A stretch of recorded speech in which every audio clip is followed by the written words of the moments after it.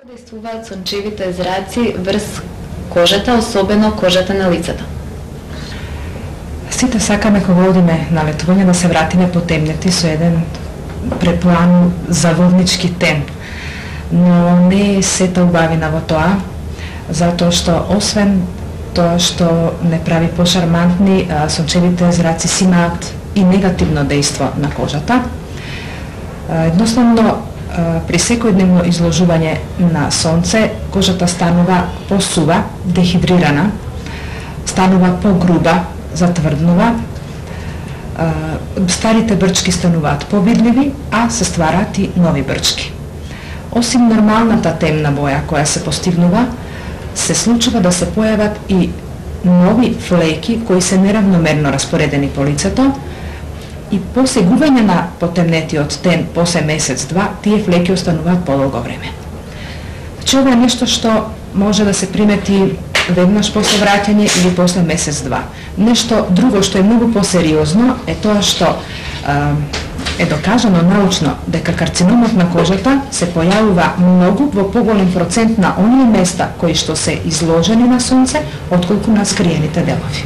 Значи, отколку на оние места што се заштитени од облека. Да. Сега, тоа значи, кога се изложуваме на сонце, мора да користиме препарати со најак можен UV заштитен филтер, или сега пишува на новите SPF, Sun Protective Factor 6, 10, 16, 20. Зависно од тоа колку е кожата чувствителна. Да. Дали постои ургентен третман за регенерација на оштетената кожа? Секако дека се препорачува веднаш по враќање од одмор да се направи една интензивна нега. Од тоа подразбирам класичен козметички третман, што опфаќа еден пилинг на натоложените груби изумрени клетки.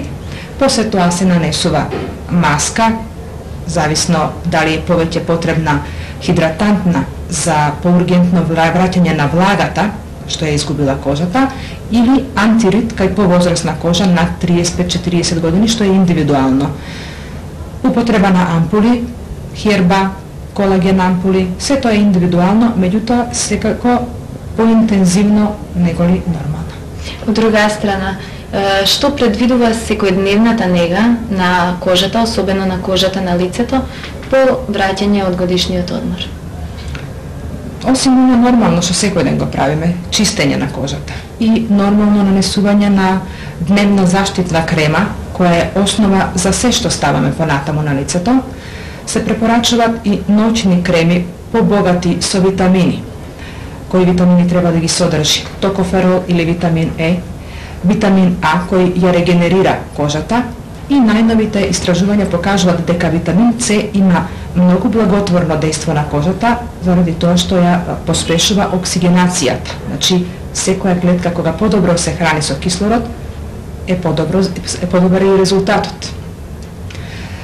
При нанесување на кремите се препорачува не само да се намачка, туку и да се измасира лицето нормално со правилни покрети, како што е отток на лимфата од нашето лице према лимфните чворови, со тие покрети да се умасира малку подолго. Според вас, како доктор специјалист, дерматовенеролог, која е најадекватната возраст со која треба да се започне со секојдневната нега на лицето? Мајките ги негуваат бебињата уште од како ќе се родат. Меѓутоа, има една возрастна граница кога детево само треба нешто да направи плюс за себе. Границата е померена. Порано пубертетот 12, 13, 15 години се сметаше кога ќе почне со специјални креми за масна кожа, против митисери, специјални лосиони за чистење. Сега ми се случува да дојдат дечиња и веќе на 9 годишна возраст со полно лице со митисери, што значи дека нема стриктно правило од колку години.